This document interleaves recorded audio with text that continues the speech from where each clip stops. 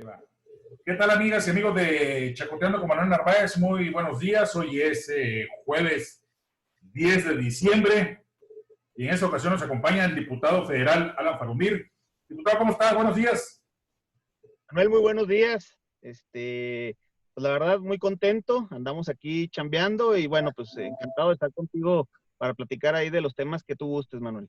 Saludo a todos. Muy agradecido ahí por el espacio. Sé que andas ocupado y que acabas de prestar tu segundo informe y pues también de mantener largo porque te aprobaron una propuesta tuya, respaldada por Movimiento Ciudadano. Eso es muy importante, no es algo sencillo, lo digo por experiencia. Cuéntanos de eso porque tiene que ver con los adultos mayores, ¿es correcto? Sí, fíjate que estoy contento porque es la segunda reforma que me aprueba el Pleno de la Cámara de Diputados por unanimidad las dos. La primera fue hace unos meses en sentido sobre el acoso sexual en los espacios públicos.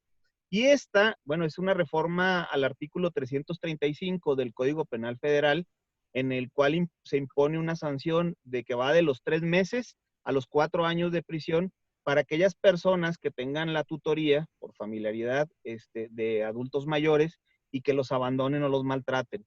Es un problema muy grave que tenemos en el país, Manuel. Más del 16% de la población en México son adultos mayores, entiéndase por personas mayores a 60 años, pero se estima que en 20 años en México casi una cuarta parte de la población, casi el 25%, será adultos mayores. Entonces, México está en un proceso de transición, y también Chihuahua, por supuesto, para pasar pues de una sociedad joven a una sociedad ya cada vez más adulta. Entonces, bueno, pues me parece importante que se legisle en este sentido, porque sí tenemos un abandono importantísimo, muy fuerte en el tema de los adultos mayores, y es algo que tenemos que, pues ya, sentar precedentes. Y bueno, pues muy contento de que se me aprobó esta reforma. Ya está la minuta en el Senado de la República y bueno, esperaremos ya seguramente el inicio del siguiente periodo ordinario, que será en febrero, para que el Senado de la República lo apruebe y ya pues en ese momento que se pueda dar ahora sí, ya se pueda concretar. Estaríamos hablando entonces que entraría en vigor a partir del 1 de enero del 2021. Se ha publicado en el Diario Oficial de la Federación. No, tendría que ser hasta finales de febrero porque lo tiene que aprobar el Senado. Ya está aprobado por unanimidad por la Cámara de Diputados, pero falta el Senado de la República, y luego se turnará pues de manera inmediata, fast track, a los congresos locales para que se pueda dar bueno, no es una reforma constitucional, pero sí esta reforma al Código Penal Federal. Pues es importante porque sobre todo en estos tiempos ha habido muchas historias y eso se puede corroborar en cualquier medio de comunicación que dan cuenta de cómo muchas personas, muchos viejitos, viejitas, adultos mayores son abandonados a su suerte por sus hijos, muchos de ellos teniendo la posibilidad de mantenerlos, la obligación moral, independientemente de, porque existen casos de maltrato o de que no haya buena relación entre padres e hijos. Yo creo que es una obligación moral y también contribuye, coadyuva al Estado mexicano a, a, que la carga sea menos, porque por si no hay recursos. Entonces, los hijos tenemos que ser solidarios con nuestros padres. En algún momento de la vida, muy seguramente la mayoría los apoyó con educación, con alimentación, con casa, con vestido. Y bueno, es una cuestión que si tuviéramos esa cultura de respeto hacia nuestros mayores, pues no debería suceder esto. Sin embargo, tenemos un grave problema y qué bueno que a través de la legislación, si por la buena no se entiende, si no cumples, ahí van a estar las consecuencias. Y la verdad que me parece una reforma muy importante de fondos, son aquellas que realmente inciden en el desarrollo humano y en cuidar a nuestros adultos mayores y que tengan una vida digna y un bien morir, donde tengan la atención de sus hijos.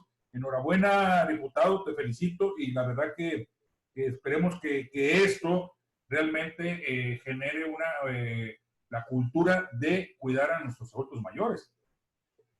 Sí, así es, Manuel. La verdad es que todavía tenemos mucho trabajo por delante en este tema. Incluso el Estado mexicano también no ha generado todavía las condiciones para aquellos adultos mayores que pues no tienen familia, o que fueron abandonados, y no hay espacios dignos para ellos donde puedan tener una dignificación, ¿verdad? Para su última etapa de la vida. Al Estado mexicano le faltan generar esas condiciones, pero bueno, creo que ese es un buen camino, primero para que los familiares directos pues asuman la responsabilidad que tenemos. Ahora, digo, es algo que a todos nos puede pasar, Manuel, porque pues todos esperamos llegar a viejos, ¿no? Entonces, pues, ser adultos mayores y que al final de cuentas tengamos algún familiar o algunos familiares que todavía nos sigan queriendo, que no nos vean como un estorbo y pues, que puedan seguir apoyándonos. Eso es lo que todos queremos, pero hay algunos casos donde hay familiares que son muy indolentes, que son agresivos, que ven como una carga, un estorbo a un adulto mayor, y bueno, pues obviamente se tiene que legislar y por eso lo dijimos, precisamente para un castigo y una sanción fuerte, porque sí la considero que es fuerte, pues para este tipo de personas. Fíjate que mencionas ahí dos palabras claves de la pensión y de que suelen considerarse como un estorbo a los adultos mayores. Hay quienes están en plenitud de 60, 70 años. Ya casi ya no hay de esos, porque a nosotros nos tocó la generación de la harina y el azúcar. Sin embargo, hay muchas personas muy fuertes que piden trabajar, no ser una carga para sus hijos, pero aquellos que son indolentes, que consideran una carga de sus padres, no se ponen a pensar cuando eran chamacos o cuando fuimos chamacos, que ahí andamos de desastrosos, ¿no? Hijos que a veces nos dicen, ¿no? Que tienen TDAH o no sé cómo le llaman ahí, de déficit de atención, ¿no? Hoy la psicología Sí, está más avanzada en eso. Pero no se ponen a pensar que de chavalos le dimos de guerra y le dimos dolores de cabeza y le sacamos más que una cana a nuestros padres y los abuelos. Entonces, lo justo es ser agradecidos, es una cuestión de moral, es una cuestión de familia, es una cuestión de amor. Y qué bueno que este tipo de legislaciones, si se les olvida, les recuerden que hay una sanción severa si no cumplen con ella. Por otro lado, diputado, pues están ya por culminar el periodo ordinario. Todavía le quedan varios días, varias sesiones a diciembre, y está a todo lo que da al vaporazo la aprobación de iniciativas. También me parecen algunas interesantes.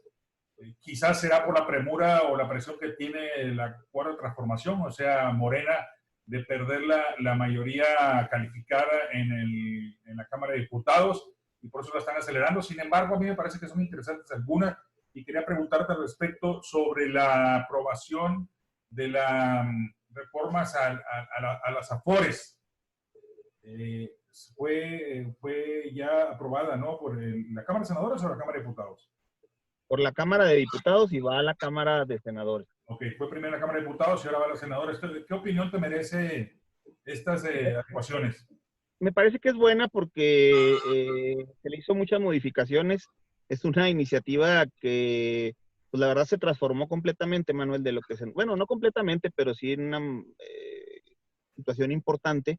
Se le transformó precisamente para mejorarle las condiciones a los trabajadores del país y que al final de cuentas ellos puedan retirar su dinero bueno, pues con una mayor con unos mayor intereses, pues, con unos mayor créditos o réditos por el tema del dinero que tuvieron guardado durante toda su vida laboral.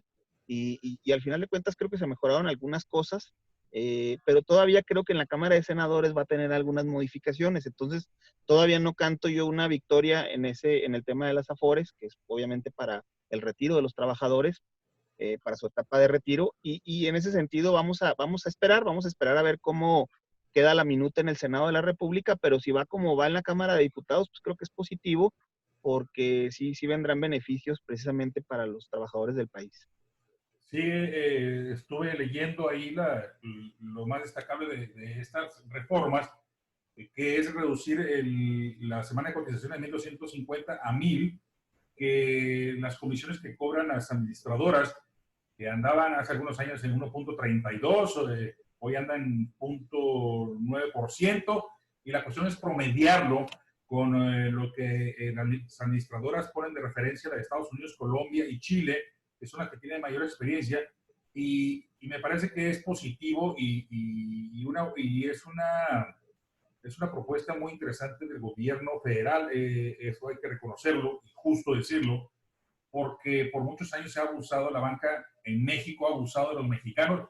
Como un pequeño dato, Bancomer, de sus $7,000 millones que obtiene de utilidades al año en el planeta, el 50% lo obtiene en México. ¿Por qué? Por legislaciones muy laxas y que protegen mucho al banquero, no a los tarjetavientes, no a los que hacen uso de un crédito. Entonces, esa medida me parece atinada, me parece justa en favor de los trabajadores. Igualmente que la pensión mínima que hoy es de 3,289 busca que se incremente. Entonces, yo creo que se haya aprobado eso, tú votaste a favor. Es un muy buen mensaje para los trabajadores, porque las nuevas generaciones, Alan, del 97 para acá, van a batallar horrores y en las condiciones laborales actuales y en las circunstancias de pandemia, la verdad que el futuro es muy comprometido para las nuevas generaciones. Y así es, yo nada más le pondría un asterisco a esta iniciativa, Manuel, que espero que en el Senado pues no intenten hacer eso, es que ellos también pretenden de alguna manera, y creo que lo van a querer meter en el Senado, que el gobierno federal pueda hacer uso o pueda disponer de ese dinero que está ahorrando los trabajadores para ellos pues moverlo en otros temas, en otras inversiones y que al final pues se pueda darle un beneficio también gubernamental, ¿verdad? Por estar manejando ese dinero, porque ahí sí pondría en peligro, evidentemente, pues la estabilidad de ese dinero, también financieramente hablando al ahorro de los trabajadores. Entonces, nada más hay que tener cuidado en esa situación. Nosotros fuimos muy enfáticos en que no permitiríamos que el gobierno esté haciendo uso y disposición de esos mecanismos financieros directamente del ahorro de los trabajadores, porque ellos lo que quieren es como que, o pretendían hacerlo, es como estarlo chicaneando, ¿no? Estarlo moviendo, estarlo gastando y luego lo regresas y pues estar manejando el dinero. Entonces, ahí nada más sería el único punto. Creo que en el tema de las condiciones o mejorar las condiciones laborales en el país, esto también se va a sumar al tema del outsourcing, famoso este método de muchas empresas para no generar pues, antigüedad en los trabajadores, para también no tener una relación obrero-patronal directa y que si al final de cuentas tú despides a alguien, pues no tenga derechos, no tenga este tipo de mecanismos que creo que han sido abusivos, que si bien también el outsourcing tiene algunas cuestiones positivas, sí me parece que en el tema de los derechos laborales de los trabajadores sí los ha afectado de una manera importante. Entonces, también viene en los próximos días seguramente tendremos esta votación precisamente para la probable eliminación del outsourcing. Nosotros no queremos eliminarlo completamente, nosotros pretendemos hacerle modificaciones para que no se violen los derechos de los trabajadores, de los empleados. Pero bueno, vamos a esperar, se ha ido atrasando, se suponía que hoy vamos a estarla votando y al final no va a ser así. Se va a atrasar, este tema como el de la cannabis, van para atrás, van retrocediendo, nos los están cambiando cada vez más los días y bueno, pues vamos a esperar y ojalá en este tema del outsourcing pueda ser a la brevedad la votación. Es muy importante estar en el debate, en la propuesta, no solo el cuestionar, digo que para eso es el Parlamento, viene de hablar, de debatir y debatir Claro. positivamente, no solo estar señalando los errores de uno y de otros, ni calificándose o haciendo calificaciones de quiénes son buenos y quiénes son malos. Digo, usted es una expresión popular de los mexicanos y estos temas que son de estas propuestas de gran envergadura, de mucho calado, que realmente van al fondo del asunto, sobre todo que tiene que ver con los trabajadores. El outsourcing, yo coincido contigo de que no debe desaparecerse, sí debe adecuarse, aunque venimos de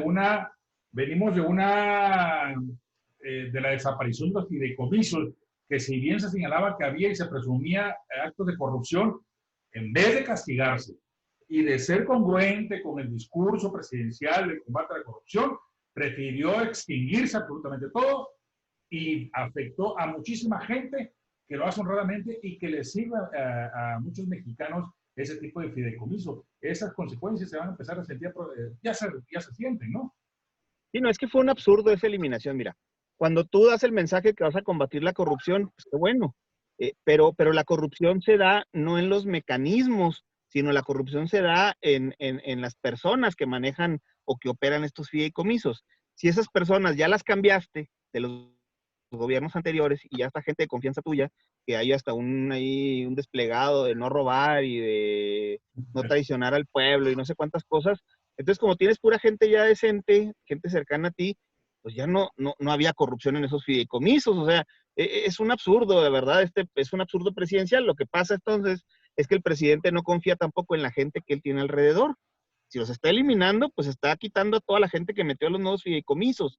Entonces, los que lo estaban operando, porque realmente los fideicomisos, el que los opera es la Secretaría de Hacienda.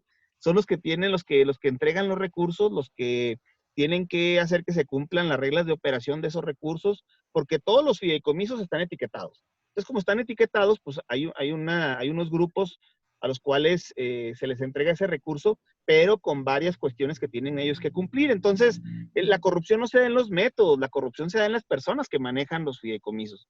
Y ahí es donde pues yo no entiendo esa necesidad del presidente de estar diciendo, pues entonces también son corruptos la gente que él trae. O sea, pero bueno, desgraciadamente, como bien lo mencionas, se lastimó, se dejó sin apoyar económicamente a muchos sectores del país, el tema del deporte, el tema de la cultura, el tema también de los emprendedores que los han hecho pedazos en esta administración, de verdad, a los microempresarios, a los emprendedores, nada de apoyos, solamente cargas se les están dando, carga tras carga tras carga, pero cero incentivos, ya no digamos apoyos económicos, ya no digamos eso, sino ni incentivos fiscales para que dejen de pagar algo, ¿no? Que pueda incentivar el gobierno, no hay absolutamente nada.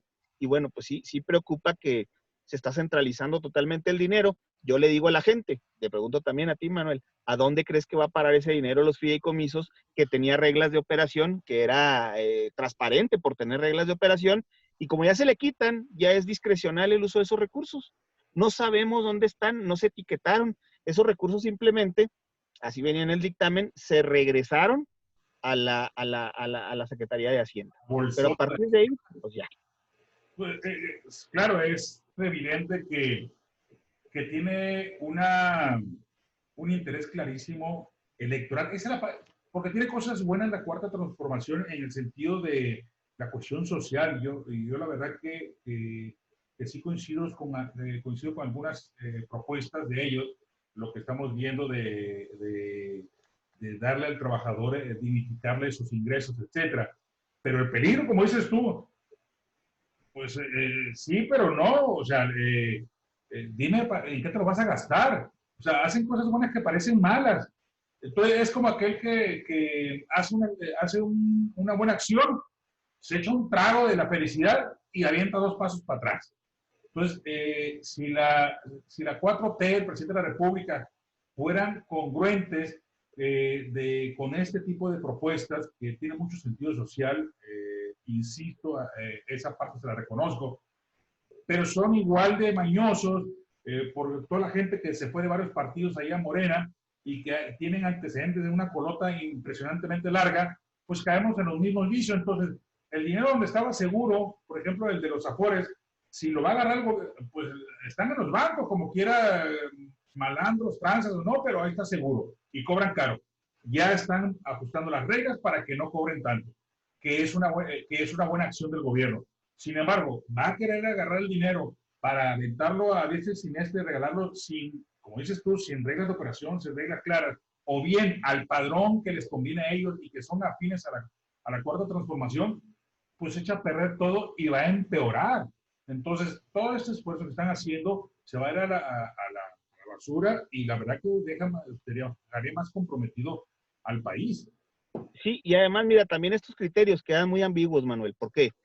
Está perfecto el hecho de, como dijo el presidente hoy, que debía de aumentarse el salario mínimo un 15%, mejorar las condiciones laborales, claro que se necesita y urge en el país, pero a la par de ello también tienes que mejorarle, darle supervivencia a las empresas del país. La mayoría de los empleos en México los da la iniciativa privada, la gran mayoría de los empleos, y el 70% de ellos son de las micro y pequeñas empresas, no de las grandes empresas. Entonces, esas micro y pequeñas empresas, ahorita con el tema de la pandemia, están subsistiendo algunas de ellas, otras están cerrando, otras ya no pueden más con las cargas fiscales y con el problema del COVID, que pues no pueden abrir, que bueno, pues está parada la economía.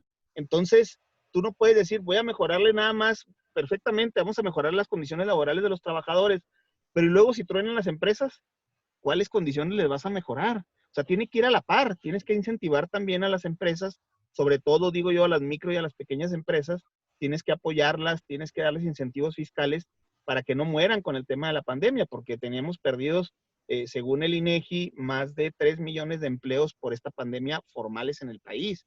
Entonces, pues, si nada más vas a dar el mensaje de mejorar las condiciones laborales como un mensaje a la gente, pues de ánimo y de motivación, está muy bien, pero en la realidad, pues no sería suficiente si las empresas están cerrando en el país, ¿no? Entonces, tiene que ir a la par, tiene que ir a la par los apoyos y los incentivos para que realmente el trabajador en México pueda tener mejores condiciones de vida, pueda tener más estabilidad en su empresa, que es lo que todo el mundo busca, ¿no? Por supuesto, para darle mejores condiciones de vida a su familia. Pues el hecho de que se le dé otro impulso al ingreso de los trabajadores con un aumento del 15%, con lo que fue el año pasado sería alrededor del 30%, pues eso habla bien de ellos porque han impulsado recuperar el poder adquisitivo de los trabajadores, porque por 30, 40 años con Fidel Velázquez ahí controlando y el PRI y los empresarios también haciéndose locos, dejaron a la miseria a muchos millones de mexicanos, por eso hay mucha pobreza en este país. Pero no solo se trata de decir, ok, vamos a aumentar el 20, 30, 40, 50%, sí, pero ¿quién los va a pagar si no es una iniciativa privada de pequeñas y medianas empresas que generan el 70-80% de los empleos en ese país? Pues tienes que ser consecuente con ellos. Imagínate una carreta, que adelante le pones dos ruedas de madera y atrás le pones esas de Grand Prix. Pues esa madre no va a jalar, hombre, o se va a abrir. Entonces tienes que ser también así como apoyas a los trabajadores, al emprendedor, tienes que apoyar al empresario, al comerciante. ¿Cómo? Bueno, si hay una situación como la que estamos viviendo de la pandemia y que muchos negocios han cerrado, oye, pues hay estímulo fiscal, tú lo mencionaste, darles chance de que paguen o darles una reducción. Digo, si hoy leí una nota que la señora Buenrostro, la fiscal de hierro esa para recuperar el dinero de los grandes empresarios, ha recuperado 760 mil millones de pesos en 2 años. Y eso está bien. Se hicieron locos las grandes empresas por muchos años, sí, pero ¿dónde está el dinero? Está bien para atender la salud, pero y el empresario, oye, de ahí consigue un poco para que los alimentes y le permitan que se distense un poco la presión fiscal. Claro, mira, que no nos vaya a pasar luego lo que pasa, por ejemplo, en Venezuela. No sé si recordarás hace algunos meses cuando se dio una crisis, bueno, está en crisis permanente, pero en una crisis así que se agudizó, dijo Maduro, no, pues vamos a subir el salario mínimo por decreto 400%. Pues sí, pero ¿de qué te sirve si no hay empleos? O sea, digo, qué bueno, nada más son mensajes populistas nada más, y eso es lo que a mí me preocupa, como bien lo mencionas, pues creo que tenemos que tener un equilibrio y que por supuesto se respeten muchas cosas que se le violaron a los trabajadores en sus derechos, en sus prestaciones, etcétera, pero tiene que ir a la mano también, por supuesto, de estímulos e incentivos para que las pequeñas empresas, que son las que le dan el 70% de los empleos a los mexicanos, no son las grandes empresas, porque a veces pensamos que son ellas las que tienen la mayoría de los empleos en México y no es así. Son las micro y las pequeñas las que realmente le generan empleo al país, las que le generan estabilidad, las que le generan también estabilidad en el mercado, etcétera. Entonces, ahí es donde debemos de impulsar y yo no veo ningún estímulo, ningún apoyo del gobierno federal. Se ha hecho omiso totalmente en el tema de la pandemia, que ya tenemos pues 9 meses, 10 meses con la pandemia, y no ha dado un solo estímulo, Manuel. No ha habido uno solo. Entonces, el reclamo que tenemos también de los emprendedores, de los empresarios, pero no empresarios, no los dimensionemos de esos grandes empresarios millonarios, no. Aquel que tiene una fonda. Sí, ¿no? Exactamente, ellos están ahorita en una situación muy adversa y no saben si se van a poder sostener. Entonces, allí es donde tenemos que ser más responsables y pues ojalá lo podamos hacer en los próximos semanas y meses. Aquí no hay que quitar el dedo del renglón. Ya por último, diputado, se viene la madre de todas las elecciones, cambio de gobernaturas en 15 entidades. la Cámara de Diputados. Estás apuntado para buscar la reelección. Tienes derecho ahí a tres periodos más, ¿no? Sí, obviamente la ley me lo permite. No lo tengo ahorita, la verdad, visualizado dentro de mis intereses ahorita, Manuel. No, digo, ha sido una gran experiencia estar en la Cámara de Diputados. La verdad es que creo que hemos hecho un buen trabajo con las limitaciones también que tenemos con este gobierno, que ha sido muy limitante, sobre todo no, a los distintos poderes, porque quiere concentrar todo el poder en el Ejecutivo, pero no nomás en el Ejecutivo como Estado mexicano, sino en el Ejecutivo en una persona. Él quiere tener el control económico, el control político, el control incluso ahora hasta militar. Entonces, esta concentración de poder ha hecho complicado el tema de poder avanzar en el tema, en el tema legislativo, pero creo que hemos hecho un buen papel. Como bien lo dices, el 2021 viene algo muy importante para Chihuahua. Se elige la gobernatura del estado, se eligen las 67 alcaldías, sindicaturas, los distritos, los 22 distritos locales, los 9 distritos federales. Yo, la verdad, mi interés ahorita principal, Manuel, y lo digo aquí abiertamente, es pues el buscar la candidatura de Movimiento Ciudadano para la presidencia municipal de Chihuahua, y ahí nos vamos a enfocar, ahí estamos enfocados. Obviamente vamos a esperar los tiempos. Ahorita pues estamos terminando nuestro periodo ordinario de sesiones, que terminará el próximo martes 15. Ahí termina el periodo y bueno, pues ya nos meteremos de lleno al tema pues de acatar los procesos internos del partido, los tiempos, pero sí vamos a presentar nuestra intención de registro para la presidencia municipal de Chihuahua. Muy bien, entonces estarías buscando la candidatura del Movimiento Ciudadano a la presidencia municipal de Chihuahua. ¿Un pronóstico para el próximo año? ¿Pierde el PAN o gana Morena?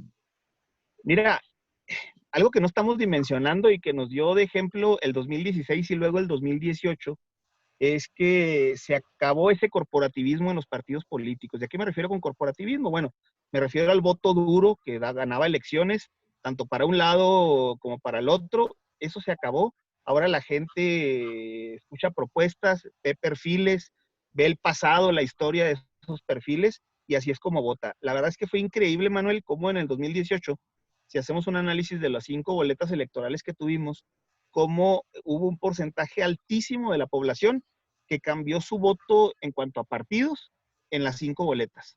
O sea, hay una madurez pues cada vez más fuerte en el país, pero sobre todo en Chihuahua, que creo yo que somos de los estados donde hay mayor entendimiento, mayor madurez, etcétera, porque además somos de los estados que más trabajamos en el país. Entonces, por supuesto que vemos quién es la persona que quiere gobernar y que quiere administrar los recursos públicos. Entonces, creo yo que hay mucha madurez y el 2021 va a ser un parteaguas en el sentido de los distintos cargos de elección, cómo se van a votar de manera distinta, cómo la gente va a elegir o va digamos que va a elegir de una manera diferenciada, y eso va a ser algo histórico para Chihuahua, porque luego pensamos que nada más la elección y me refiero a elección a gobernador, alcaldes y demás cargos, no lo veo yo como entre dos, lo veo yo como una baraja abierta.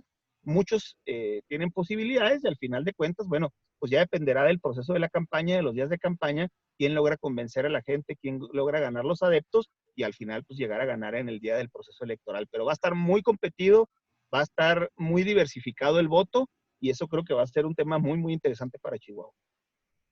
Eso tenemos aquí en Chihuahua, mucha madurez, ciertamente un alto abstencionismo por lo mismo del desencanto, pero la última palabra lo tiene los chihuahuenses. ¿Algo más que quieras agregar, diputado? No, agradecerte, Manuel. La verdad, pues muy contento de estar contigo. Y también comentarle a la gente que en los próximos días he estado haciendo dinámicas para regalar libros, unos libros que se llaman Corazón Rarámuri, que la verdad le ha encantado a la gente. Incluso la vez pasada hice una dinámica para regalar 25, terminé regalando 70. Ahora vamos a hacer otras dinámicas para regalar otros 150 libros. La verdad son libros muy bonitos donde nos enseña la cultura rarámuri, pero desde adentro de ellos, de sus comunidades, y pues vamos a hacer ahí algunas actividades por Facebook para que estén pendientes, precisamente para estar regalando este libro a los chihuahuenses y que sea un bonito detalle para esta Navidad, ¿no? O antes de Navidad. Muchas gracias, Manuel. Excelente, pues muchas gracias, diputado. Es el diputado Alan Falumir, de Movimiento Ciudadano. por el 8º Distrito de Chihuahua, que nos hizo el favor de darnos esta entrevista y aportarnos datos muy importantes del desempeño que tiene en la Cámara de Diputados. Igualmente, recibo un fuerte abrazo por esta fecha de sembrina. Muchas felicidades ahí con tu crío, que ahí va ya muy grandote. Sí. Saludos a la familia, al suegro. Gracias. Un fuerte abrazo. Gracias. Que estés bien. Gracias, Manuel. Un fuerte abrazo. Saludos. Muchas gracias. Muy buenos días. Igualmente.